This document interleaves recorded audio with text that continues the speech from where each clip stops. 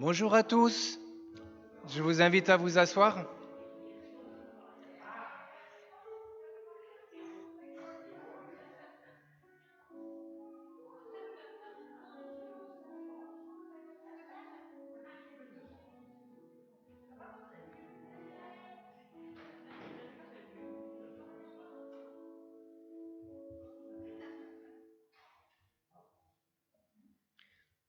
Bonjour. Bonjour. Je vous souhaite la bienvenue à tous, ici dans la chapelle du roi d'Espagne et sur Internet également. Bonjour Khalid. Je vais commencer par la lecture du psaume 122 au verset 1. Cantique pour la route vers la demeure de l'Éternel de David. Je suis dans la joie lorsque l'on me dit « Nous allons monter à la demeure de l'Éternel ». Alors nous sommes effectivement dans la joie de venir passer ce moment avec Dieu, de nous retrouver ensemble entre frères et sœurs, de pouvoir prier ensemble, louer et adorer notre Dieu, partager le repas du Seigneur et écouter la parole de Dieu. Je propose de nous lever pour chanter « Chaîne d'amour, nous sommes unis ».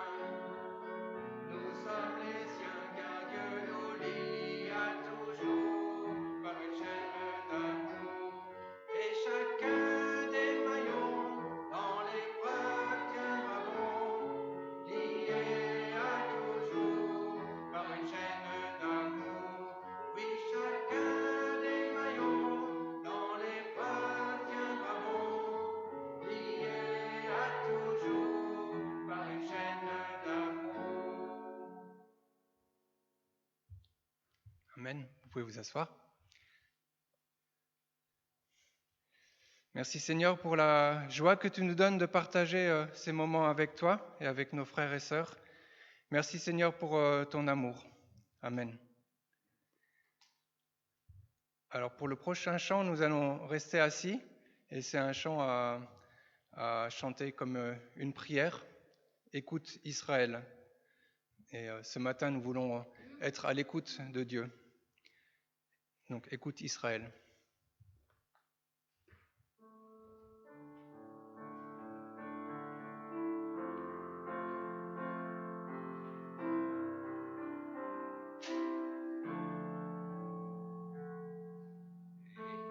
Écoute Israël,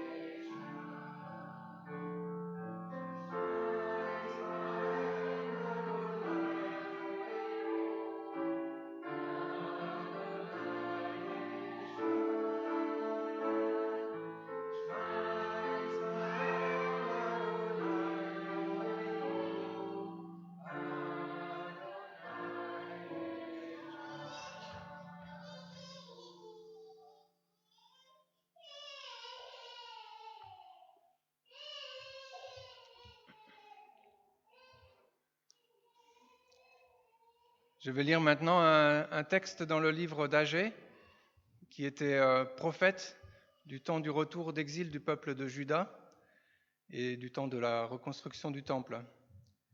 Au moment où il dit ces paroles, les travaux sont à l'arrêt et on voit que les Judéens se soucient plutôt de leurs propres affaires, des travaux dans leur propre maison, plutôt que de reconstruire le temple. Donc c'est Agée au chapitre 1, versets 2 à 8. Voici ce que déclare le Seigneur des armées célestes.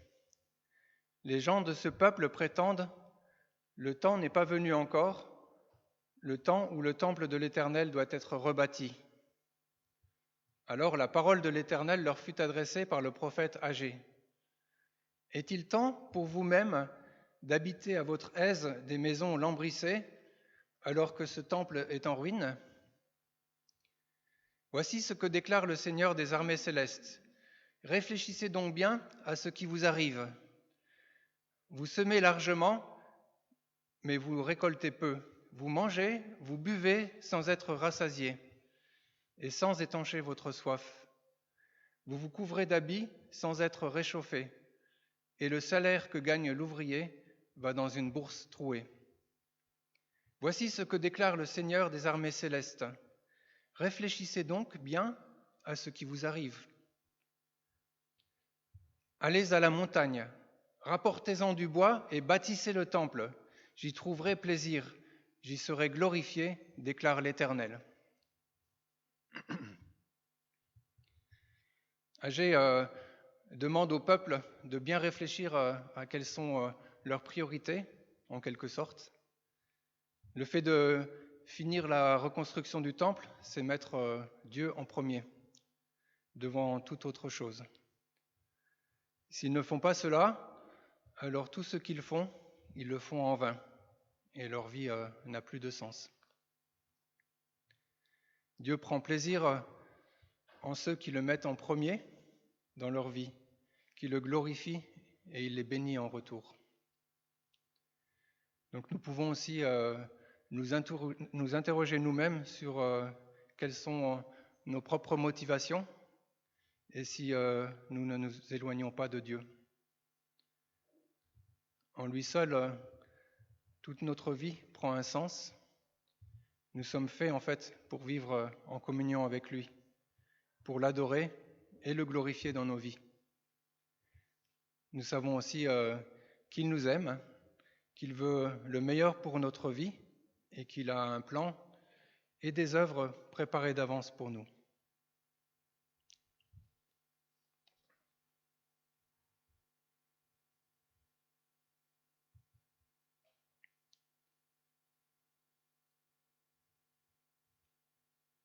Seigneur, je veux te demander pardon pour toutes les fois où je vis de manière égoïste et je ne pense qu'à moi, à mes propres affaires et à mon confort. Apprends-moi, Seigneur, à te servir et à suivre l'exemple que Jésus nous a laissé sur cette terre. Apprends-moi à me soucier des autres, de ma famille, de mes proches et de ceux qui ne te connaissent pas encore. Seigneur, que ton nom soit glorifié dans ma vie. Amen.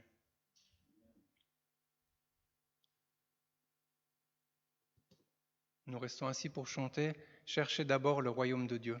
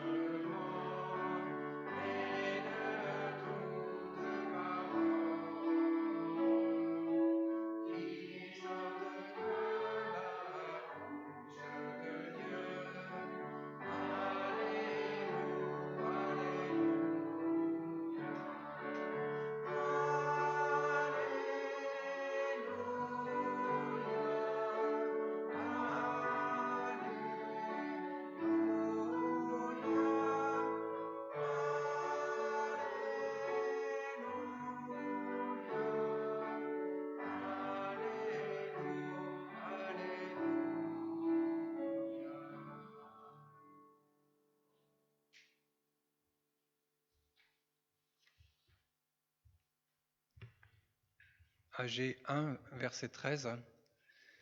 Alors Agée, le messager de l'Éternel, transmit au peuple le message suivant de la part de l'Éternel.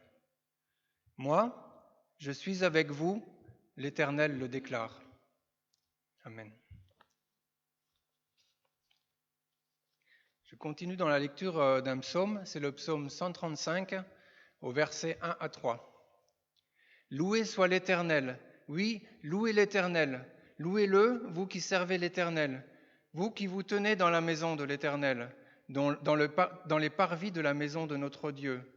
Oui, louez l'Éternel, car l'Éternel est bon.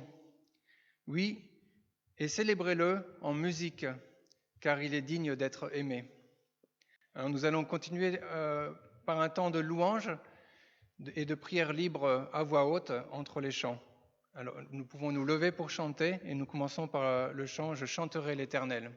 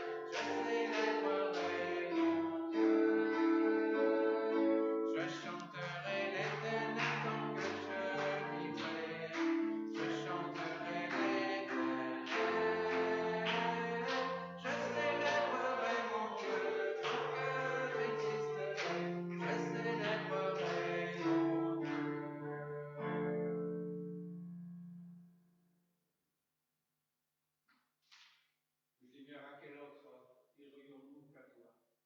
Tu as les paroles de la vie éternelle. Et pas seulement les paroles, tu es venu en Jésus pour nous donner la vie éternelle. Seigneur, oui, nous voulons te louer, t'adorer, te remercier et aussi te bénir. En Jésus. Amen. Nous, Père éternel, nous sommes dans la joie quand nous sommes présents dans la maison de l'Éternel. Tu es présent, tu es parmi nous. Et nous voulons t'adorer, te glorifier, élever et glorifier ton nom. Oh, merci Seigneur pour ta présence, pour ton amour, pour ta fidélité. Merci parce que Seigneur, mon Dieu, tu as déjà quelque chose d'extraordinaire. Aussi, nous plongeons uniquement en toi et nous te disons merci. Nous te rendons gloire dans le précieux nom de Jésus. Notre bien-aimé Seigneur, Amen. Amen.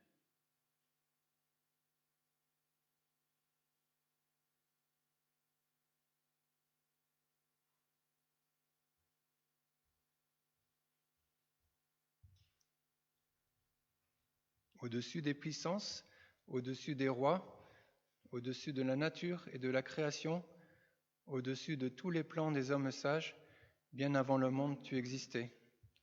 Au-dessus des royaumes, au-dessus des trônes, au-dessus des merveilles que ce monde a connues, par-dessus tous les trésors de la terre, rien ne peut mesurer ta valeur. Crucifié, seul, abandonné, tu as souffert méprisé, rejeté. Telle une rose foulée par nos pieds, tu m'as sauvé, tu m'as aimé par-dessus tout.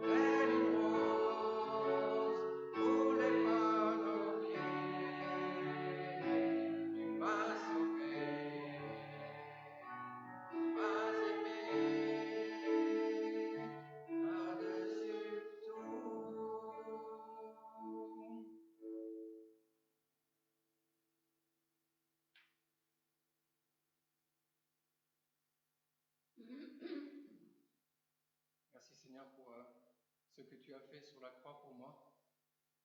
Merci Seigneur parce que tu es venu apporter la paix et la réconciliation. Merci Seigneur parce que nous pouvons maintenant nous adresser à toi librement. Merci Seigneur pour cette joie et ce privilège. Amen.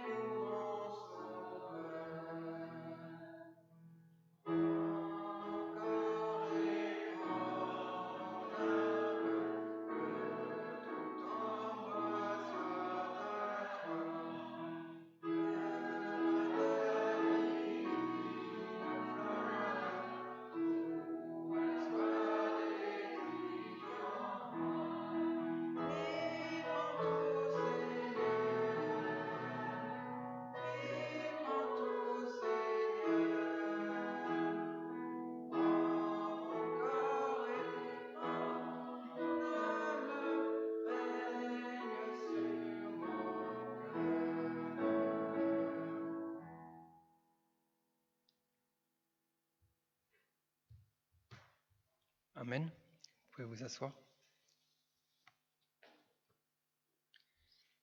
Avant la confession de foi, je vais lire un texte qui a été écrit quelques centaines d'années avant Jésus-Christ et qui parle de la venue de Jésus et du plan de Dieu pour l'humanité. Alors, désolé, je n'ai pas pu le couper parce qu'on ne peut pas le couper. C'est Ésaïe 53. Qui a cru à notre message? À qui a été révélée la puissance de l'Éternel? Car devant l'Éternel, il a grandi comme une jeune pousse ou comme une racine sortant d'un sol aride. Il n'avait ni prestance ni beauté pour retenir notre attention, ni rien dans son aspect qui pût nous attirer. Il était méprisé, abandonné des hommes, un homme de douleur, habitué à la souffrance. Oui, il était semblable à ceux devant lesquels on détourne les yeux. Il était méprisé. Et nous n'avons fait aucun cas de sa valeur. Pourtant, en vérité, c'est de nos maladies qu'il s'est chargé, et ce sont nos souffrances qu'il a prises sur lui, alors que nous pensions que Dieu l'avait puni, frappé et humilié. Mais c'est pour nos péchés qu'il a été percé, c'est pour nos fautes qu'il a été brisé. Le châtiment qui nous donne la paix est retombé sur lui, et c'est par ses blessures que nous sommes guéris. Nous étions tous errants, pareils à des brebis, nous étions chacun de nous allé par son propre chemin. L'Éternel a fait retomber sur lui les fautes de nous tous. On l'a frappé, il s'est humilié, il n'a pas dit un mot, semblable à un agneau mené à l'abattoir. Tout comme la brebis muette devant ceux qui la tondent, il n'a pas dit un mot. Il a été arraché à la vie par la contrainte suite à un jugement. Et qui, parmi les gens de sa génération, s'est soucié de son sort lorsqu'on l'a retranché du pays des vivants? Il a été frappé à mort. À cause des péchés que mon peuple a commis, on a mis son tombeau parmi les criminels et son sépulcre parmi les riches, alors qu'il n'avait pas commis d'acte de violence et que jamais ses lèvres n'avaient prononcé de mensonge. Mais il a plu à Dieu de le briser par la souffrance, bien que toi, Dieu, tu aies livré sa vie en sacrifice de réparation. Il verra une descendance, il vivra de longs jours, et il accomplira avec succès ce que désire l'Éternel. Car après avoir tant souffert, il verra la lumière et il sera comblé. Et parce que beaucoup de gens le connaîtront, mon serviteur, le juste, les déclarera justes et se chargera de leurs fautes. Voilà pourquoi je lui donnerai une part avec ces gens nombreux. Il partagera le butin avec la multitude, car il s'est dépouillé lui-même jusqu'à la mort et s'est laissé compter parmi les malfaiteurs, car il a pris sur lui les fautes d'un grand nombre. Il est intervenu en faveur des coupables. Nous pouvons nous lever. Si vous croyez au message de l'Éternel, si vous croyez que Dieu a envoyé Jésus pour mourir sur la croix à notre place, pour se charger de nos propres fautes, alors même que nous n'étions pas encore nés, si vous croyez qu'il est ressuscité des morts, qu'il est vivant et que nous pouvons être en communion avec lui aujourd'hui, si vous croyez que nous partagerons l'éternité avec lui, alors je vous propose de dire avec moi, oui, c'est ce que je crois. Oui, c'est ce que je crois. Amen. Vous pouvez vous asseoir.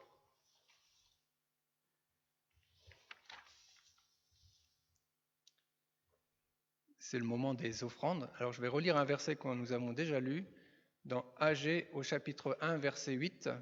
« Allez à la montagne, rapportez-en du bois et bâtissez le temple. J'y trouverai plaisir, j'y serai glorifié, déclare l'Éternel. » Alors, tout comme les Judéens ont apporté du bois pour bâtir le temple, nous pouvons apporter nos offrandes à Dieu pour la construction de son Église. Amen.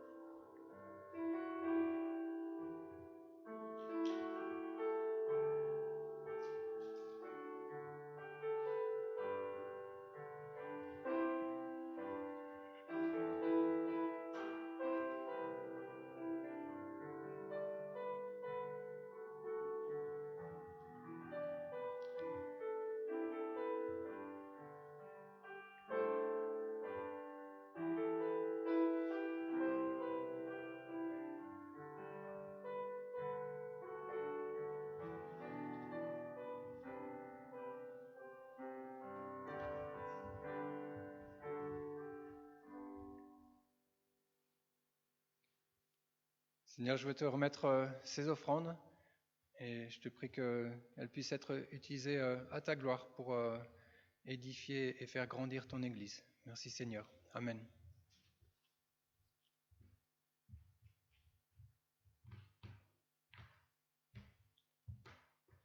Alors, je vais demander aux enfants de venir devant. On va prier pour vous, pour la suite du culte.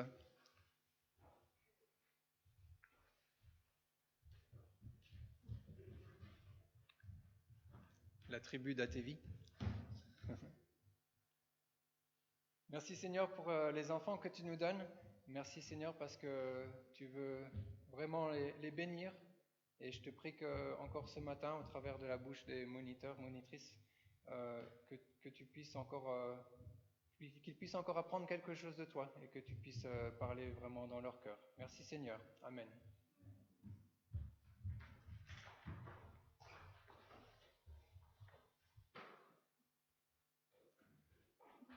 Donc, je vais laisser la place à Jean-Claude qui va nous apporter la prédication.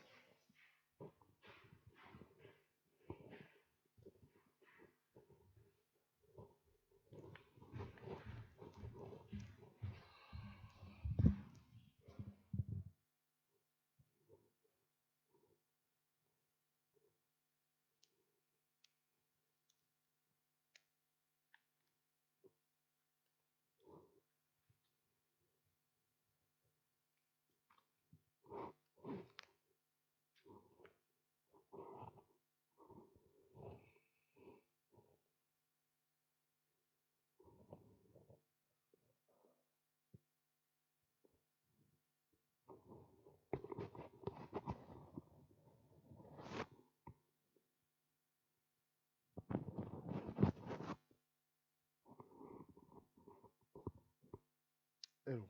Allô. Bonjour à tous. Je pense qu'il faut faire. Ça passe? Shalom. C'est bon. Bonjour à vous tous. À ceux qui nous écoutent aussi depuis Internet.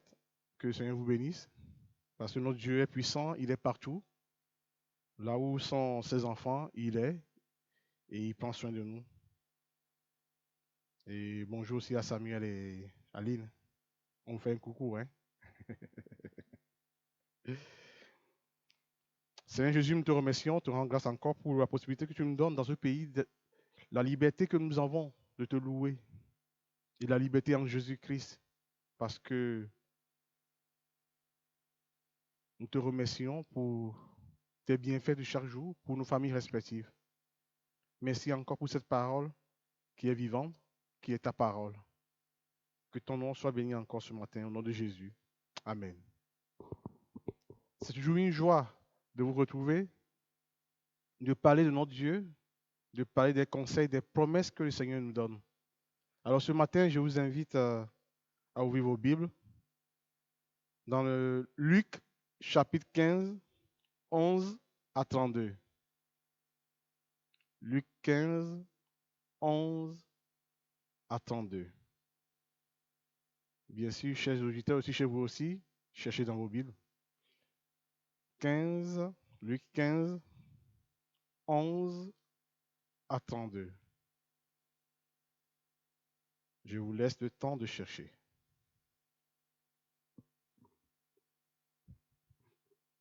Oui, c'est affiché aussi. C'est bien.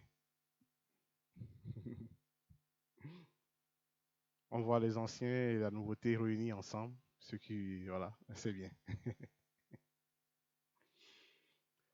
Nous lisons. Il dit encore, un homme avait 2 fils. Le plus jeune dit à son père, mon père, donne-moi la part de bien qui me doit revenir. Et le père leur partagea son bien. Peu de jours après, le plus jeune fils, ayant tout ramassé, partit pour un pays éloigné, où il dissipa son bien en vivant dans la débauche. Lorsqu'il eut tout dépensé, une grande famine survint dans ce pays, et il commença à se trouver dans le besoin. Il alla se mettre au service d'un des habitants du pays qu'il envoyait dans ses champs garder les pourceaux.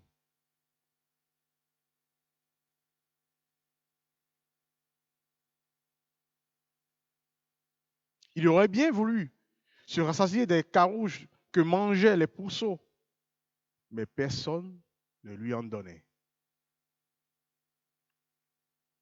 Étant entré en lui-même, il se dit, combien de mercenaires chez mon père ont du pain en abondance, et moi ici, je meurs de faim. Je me lèverai, j'irai vers mon père, et je lui dirai, mon père, j'ai péché contre le ciel et contre toi. Je ne suis plus digne d'être appelé ton fils. Traite-moi comme l'un de tes mercenaires.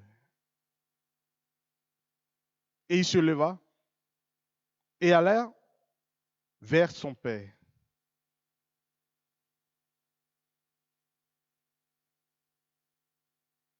Et il alla vers son père. Comme il était encore loin, son père le vit et fut ému de compassion. Il courut se jeter à son cou et le baisa. Le fils lui dit, mon père, j'ai péché contre le ciel et contre toi. Je ne suis plus digne d'être appelé ton fils. Mais le père dit à ses serviteurs, apportez vite la plus belle robe et revêtez-le. Mettez-lui un anneau au doigt et des souliers aux pieds. Amenez le veau gras, tuez-le, mangeons et réjouissons-nous, car mon fils que voici était mort et il est revenu à la vie. Il était perdu et il est retrouvé. Il commençait à se réjouir. Or, le fils aîné étant dans les champs, lorsqu'il revint et approcha de la maison, il attendit la musique et les danses. Il appela un des serviteurs et lui demanda ce que c'était. Ce serviteur lui dit, ton frère est de retour parce qu'il a retrouvé en bonne santé. Ton père a tué le veau gras. Il se mit en colère et ne voulut pas entrer. Son père sortit et le pria d'entrer. Mais il répondit à son père, voici, il y a tant d'années que je te sais, sans avoir jamais transgressé tes ordres. Et jamais tu m'en as donné un chevreau pour que je me réjouisse avec mes amis. Et quand ton fils arrivé, celui qui a mangé tout ton bien, avec des prostituées, c'est pour lui que tu as tué le veau gras. Mon enfant, lui dit le père, tu es toujours avec moi. Et tout ce que j'ai est à toi. Mais il fallait bien s'égayer et se réjouir parce que ton frère que voici était mort et qu'il est revenu à la vie. Parce qu'il était perdu et qu'il est retrouvé. Jusque-là, la parole du Seigneur. Vous connaissez bien cette histoire, vous tous, depuis l'école du dimanche jusqu'à présent. Mais il est toujours bon de se ressasser ce que le Seigneur, les promesses du Seigneur. Et ce qui est intéressant aussi sur ce texte, c'est Jésus même qui parle. Et c'est très intéressant. Pourquoi Jésus parle de cette histoire? Jésus adresse cette parabole aux pharisiens qui le critiquaient pour ses fréquentations. En effet, au verset 1, il nous est dit que les collecteurs d'impôts et autres pécheurs se pressaient autour de Jésus. Jésus leur répond par plusieurs paraboles, notamment celle de la brebis perdue, et celle du fils prodigue que nous venons de lire.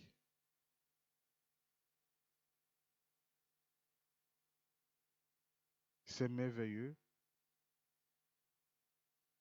que Jésus même le disait, il n'est pas venu pour les bien portants.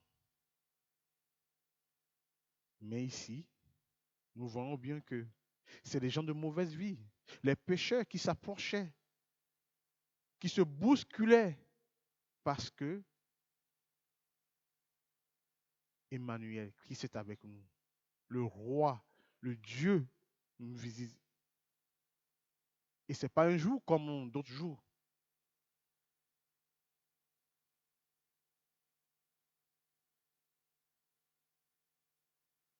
Nous voyons trois personnages se dégager de ce passage.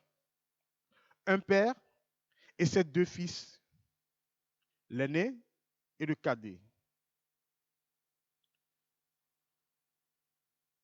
Une même situation de départ, une vie auprès du père, dans un contexte qui semble plus favorable. Il y a la fortune, des serviteurs, des champs, une vie paisible et agréable. Et de l'autre côté, nous avons deux façons de vivre. Celle du plus jeune fils prend sa part d'héritage et partit de la maison. Et n'oublions pas que dans ce contexte, prend sa part de l'héritage qui lui revient, il ne peut pas avoir le même héritage que son grand frère. Il peut avoir que un tiers. C'est comme ça. Le grand frère a deux fois. C'est le droit d'aînesse. Prend sa part et partit de la maison. Pourquoi? Et celle du fils aîné, rester et continuer à travailler pour son père et attendre sa part à la mort de celui-ci.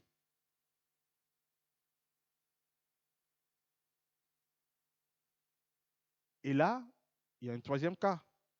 Il y a une réaction.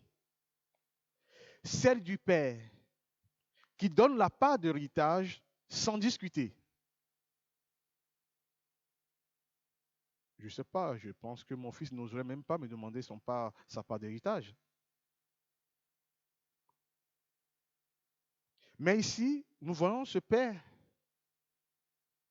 clément, quelque part, bien qu'il laisse faire,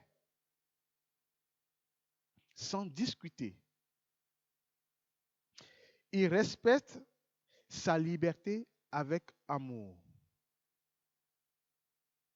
Le texte nous raconte ensuite l'histoire de celui que l'on appelle le fils prodigue, c'est-à-dire le petit cadet, qui fait des dépenses excessives, qui dilapide son bien. On dirait qu'il n'a rien appris de la maison pendant tout ce temps qu'il était resté dans la maison auprès de son père.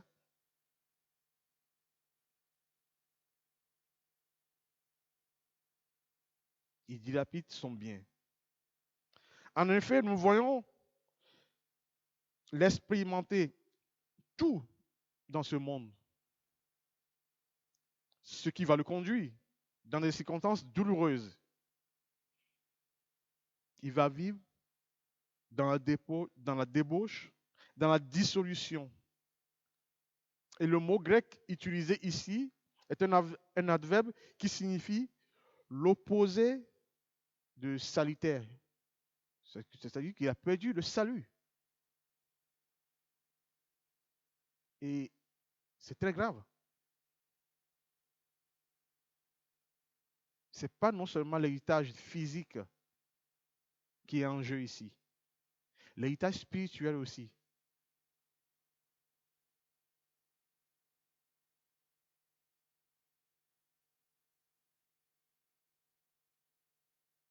Nous pourrions penser qu'il va revenir chez son père une fois l'argent dépensé.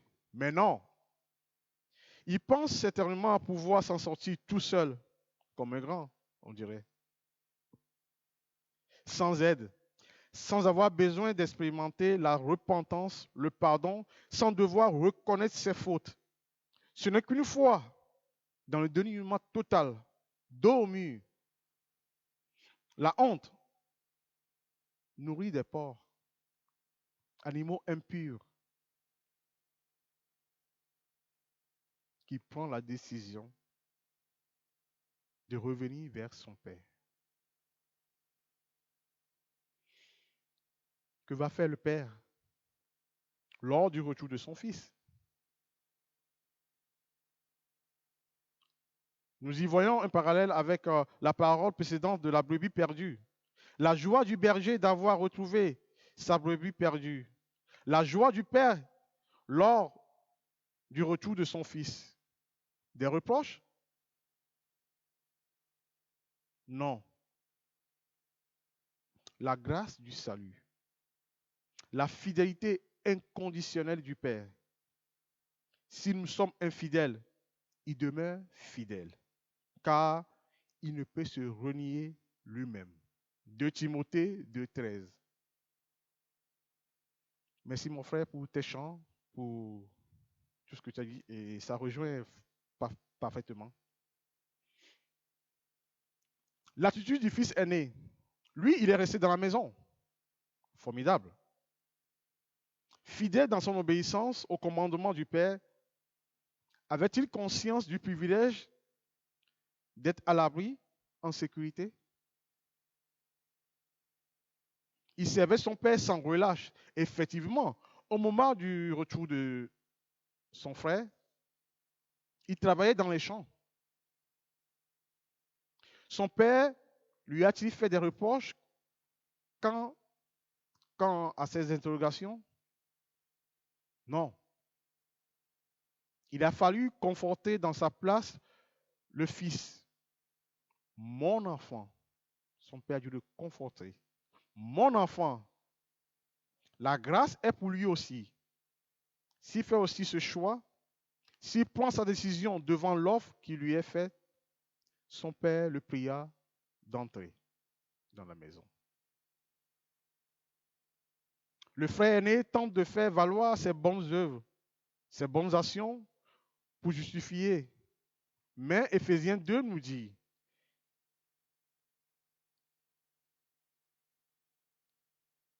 excusez-moi 2 minutes.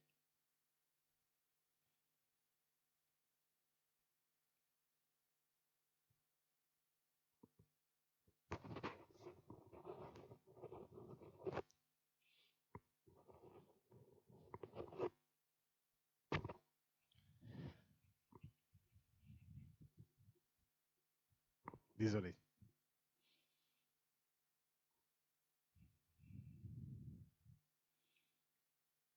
Éphésiens 2 nous dit, car c'est par la grâce que vous êtes sauvés, par le moyen de la foi, et cela ne vient pas de vous. C'est le don de Dieu. Ce n'est point par les œuvres, afin que personne ne se glorifie, car nous sommes son ouvrage, ayant été créés en Jésus-Christ pour de bonnes œuvres que Dieu a préparées d'avance, afin que nous les pratiquions. Donc, si vous faites du bien, c'est normal. C'est une grâce. C'est ce que le Seigneur a préparé d'avance pour vous. C'est extraordinaire de voir que tout ce que nous faisons, le frère aîné était toujours au service.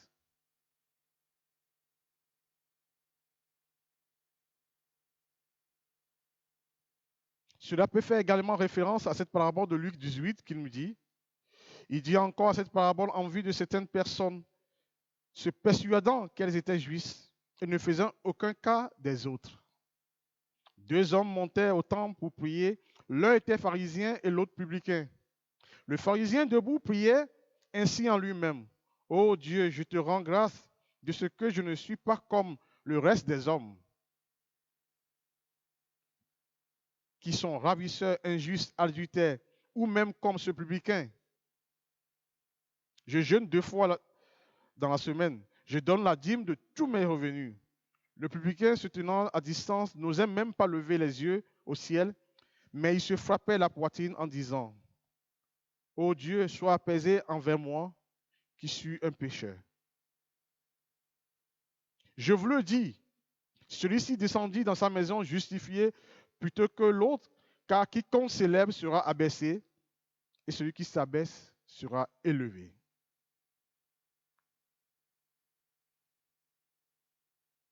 la même grâce est offerte aux deux fils. Que faire pour en bénéficier? Reconnaître notre état de pécheur. Comme le plus jeune fils, mon père, j'ai péché contre le ciel et contre toi. Je ne suis plus digne d'être appelé ton fils. Reconnaître l'œuvre de Christ à la croix et non nos propres œuvres, comme le salut. Se lever. Le fils s'est levé pour revenir vers son père. Oui, une attitude volontaire qui se traduit par l'exécution de sa résolution. Le résultat, un changement de vêtements, ce à quoi nous sommes exhortés dans Ephésiens 4, 22, à vous dépouiller, eu égard de votre vie passée, du vieil homme qui se corrompt par le convoitise trompeuse, à être renouvelé dans l'esprit de votre intelligence et à revêtir l'homme nouveau, créé selon Dieu dans une justice et une sainteté que produit la vérité. Un anneau au doigt, héritier avec Christ. Romains 8. L'Esprit lui-même rend témoignage à notre esprit que nous sommes enfants de Dieu. Oui, vous êtes enfants de Dieu. Ne vous trompez pas. Personne ne vous trompe. Or, si nous sommes enfants, nous sommes aussi héritiers, héritiers de Dieu et co-héritiers de Christ, si toutefois nous souffrons avec lui afin d'être glorifiés avec lui. La participation au repas, les noces de l'agneau dans l'Apocalypse 19. Le passage de la mort à la vie. Autrefois, vous étiez morts à cause de vos fautes et de vos péchés. Par notre union avec Jésus-Christ, Dieu nous a ressuscités les uns les autres et nous a fait siéger les uns les autres dans le monde céleste. Il a fait afin de démontrer pour tous les âges à venir, l'extraordinaire richesse de sa grâce qu'il a manifestée en Jésus-Christ notre Seigneur par sa bonté envers nous. Oui, mes frères et sœurs, Christ est mort pour nous. Et ici, nous voyons bien que c'est la grâce qui est le sujet important que Jésus veut montrer aux pharisiens, aux uns aux autres. Ce n'est pas non plus l'attitude des deux fils, mais c'est la grâce qu'il les a accordée. Tous sont maintenant dans la maison. Et c'est ce que je vous invite aussi ce matin. Quelle est notre attitude face à la grâce que Christ nous a faite? Quelle est votre attitude? Parce que l'enjeu, c'est que la porte de la maison n'est pas encore fermée. Nous avons vu dimanche dernier encore notre frère qui a pris son baptême, l'engagement.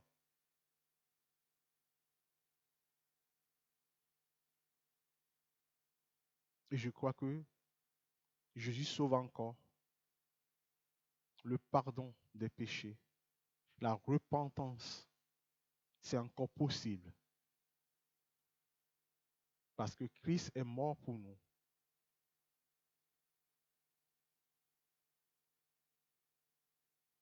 Ceux qui pensent que d'autres ont péché et seront privés, faux. Sinon, Christ n'est pas mort pour rien. Le pardon est nécessaire. Si le Père même trouve encore la grâce de pardonner, qui sommes-nous pour ne pas pardonner? Qui sommes-nous pour juger les autres? L'Église n'est pas parfaite. Mais en Jésus-Christ, elle est.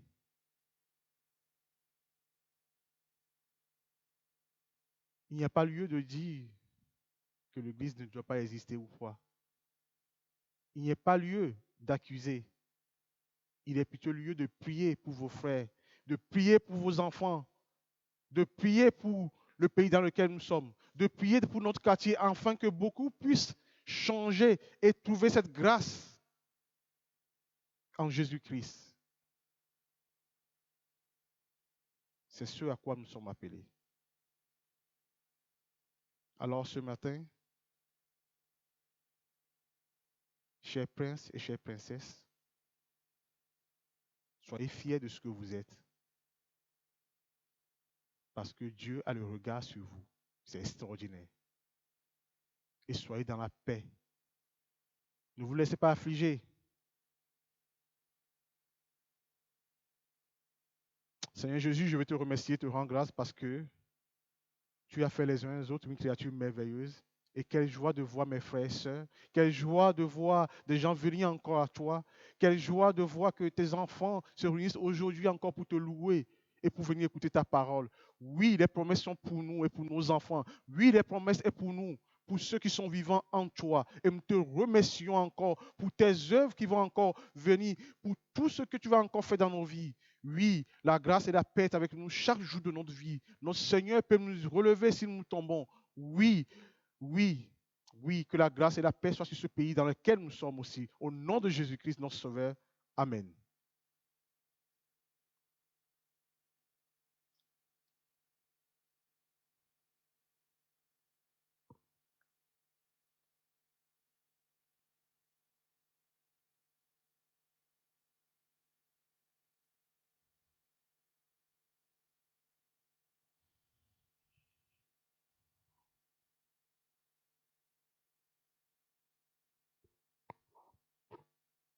À présent, nous allons passer au repas du Seigneur.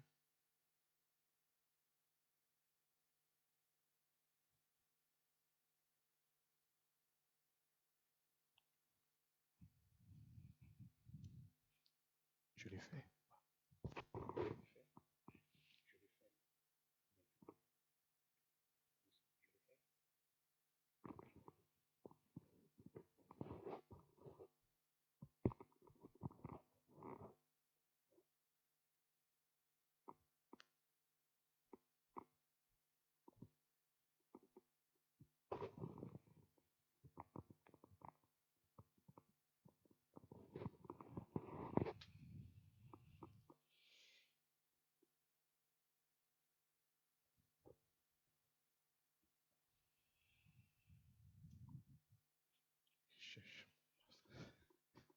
Merci. Je cherchais mon masque, mais merci. Sois bénie, madame.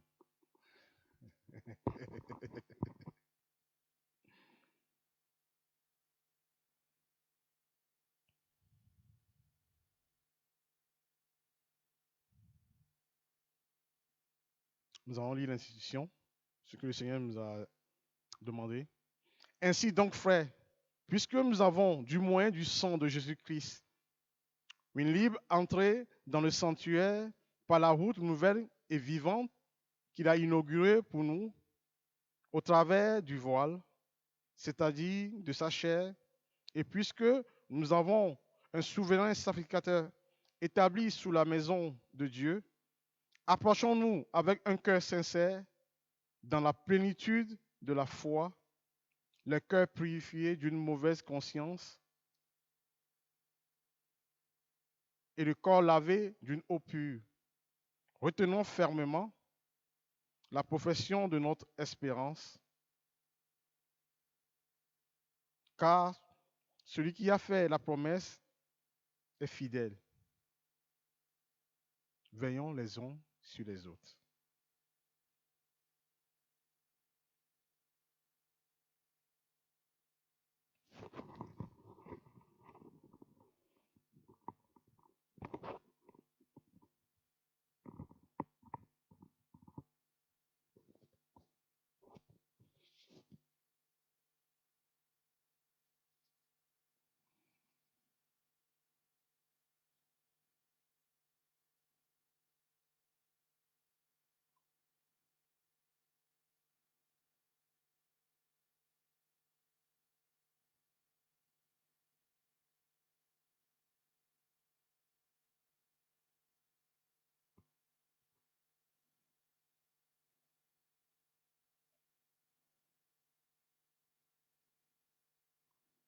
Voici le pain, le corps de Christ, qui a été brisé pour nous.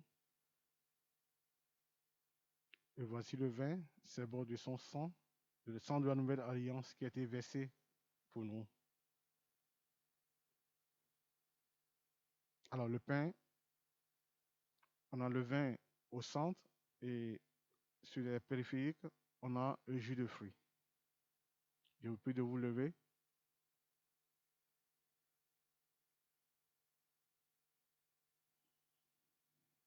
Pour ceux qui le peuvent, bien sûr.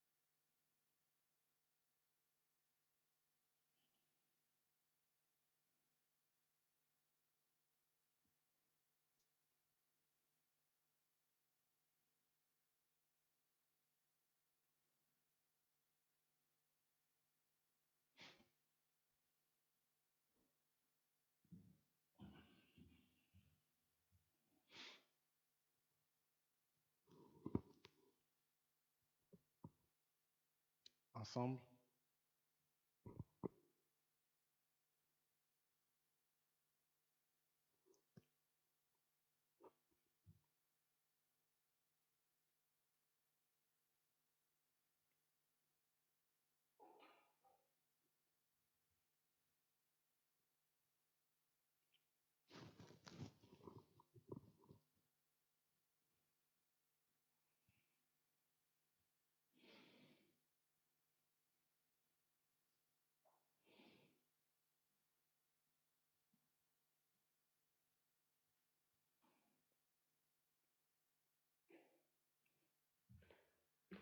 Merci.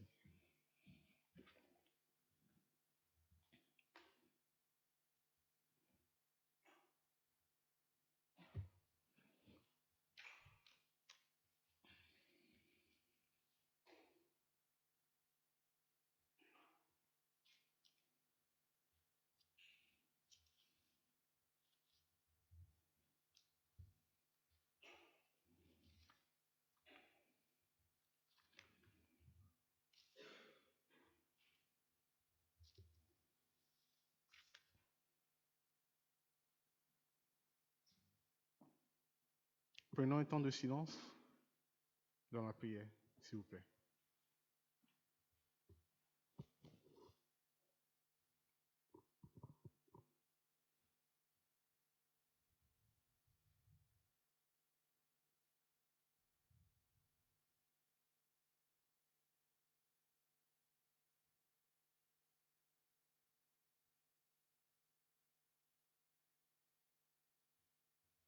Amen.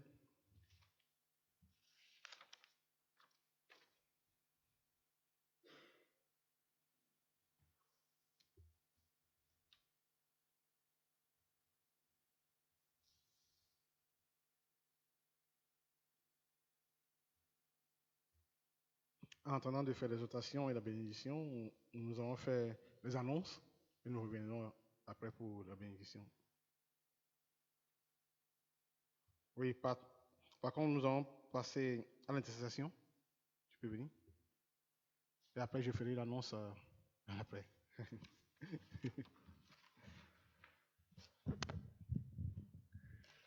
Nous voulons prier les uns pour les autres. Seigneur, nous voulons te prier pour nos frères et sœurs qui nous suivent en ligne, pour Khalid, pour Samuel, pour Aline, que Dieu les bénisse, que tu les bénisses, Seigneur. Pour tous ceux qui n'ont pas pu venir non plus, pour des raisons diverses, Seigneur, nous voulons te prier que tu leur fasses du bien là où ils sont. Nous voulons te prier aussi pour ceux qui souffrent dans leur corps, pour notre frère Marcos et aussi notre frère égyptien Fares qui ont un cancer et qui doivent se faire opérer. Nous voulons te prier que tu leur fasses du bien et que tu sois avec les médecins qui vont les opérer. Nous voulons te remettre aussi la santé d'Elisabeth, qu'elle puisse se rétablir. Nous voulons te prier pour notre frère Alain et son déménagement, qu'il puisse s'appuyer sur toi, qui est notre roc, un roc sûr. Nous voulons te prier aussi pour nos frères et sœurs qui recherchent du travail, pour Khalid et qui puisse trouver un travail, aussi pour Yannick qui puisse trouver un travail stable. Nous voulons te remettre aussi ceux qui vont partir en vacances, que tu les accompagnes là où ils vont et que tu leur apportes beaucoup de repos. Nous voulons aussi te remettre la cérémonie de commémoration du mariage de James Mitchell, ce samedi prochain, que tu sois là avec nous. Nous voulons aussi te remettre le prochain départ de Samuel et Aline vers leur nouvelle destination. Que vraiment que tu sois avec eux, que tu les accompagnes. Nous voulons aussi te remettre la santé de nos aînés pour qu'ils puissent garder la santé pour Gérard, pour Marthe, pour Alain, pour la maman d'Elisabeth. Nous voulons aussi te remettre nos lycéens qui vont partir maintenant pour faire leurs études, pour Paul, pour Luna, Mareva. Que tu les bénisses et que tu les accompagnes dans cette nouvelle aventure, qu'ils puissent aussi te garder dans leur cœur. Merci Seigneur parce que tu es avec nous tous les jours et tu nous accompagnes dans notre vie. Merci Seigneur. Amen.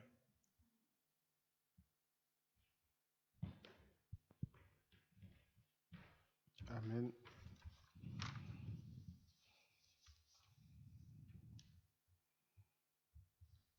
Alors nous passons aux annonces.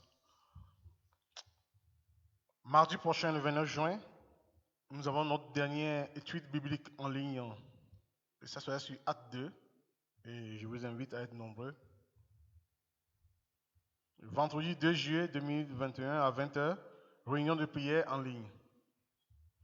Dimanche 4 juillet à 10h, culte de revoir du pasteur Samuel Gonet et son épouse à la chapelle avec la prédication du pasteur Pierre Michel, suivi d'un pique-nique fraternel. Donc c'est le 4 juillet. Et aussi, nous aurons à partir de septembre un pasteur stagiaire,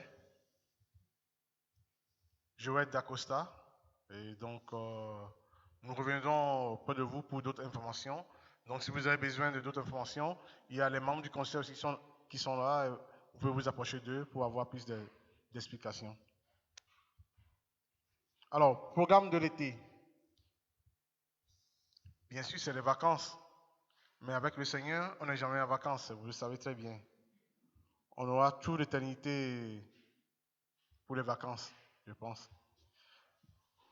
Pendant tout l'été, les réunions de prière seront maintenues les vendredis, soit à 20h. Merci de vous signaler auprès du pasteur Samuel si vous y participez. Tous les dimanches de juillet et d'août, un culte sera assuré avec différents prédicateurs et avec le pasteur Samuel Gonet.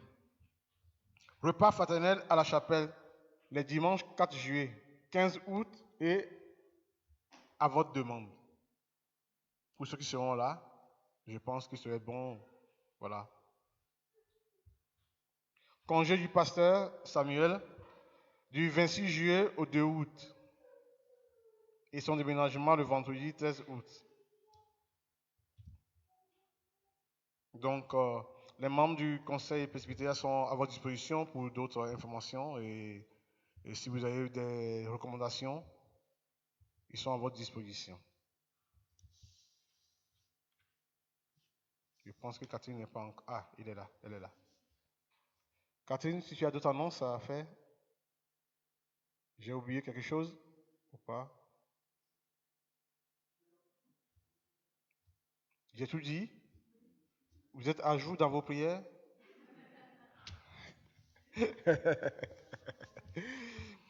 Alors, levez-vous pour recevoir la bénédiction. Que le Seigneur Jésus-Christ vous accompagne tous les jours de votre vie, chaque instant, tout temps. Il est à notre besoin, il est notre Père, il veille sur nous chaque jour.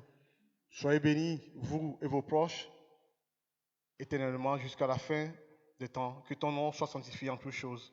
Et que vous soyez des bons dispensateurs de la parole aussi du Seigneur auprès de vos collègues et de vos familles. Soyez bénis au nom de Jésus-Christ. Amen. Et bon dimanche. Oui, il y a un dernier chant pour nous accompagner, bien sûr.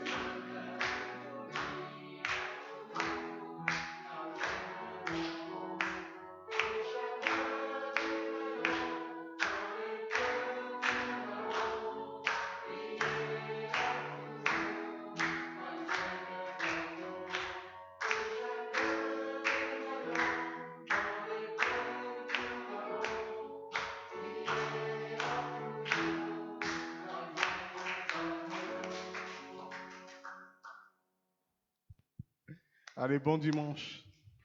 Que le Seigneur vous bénisse.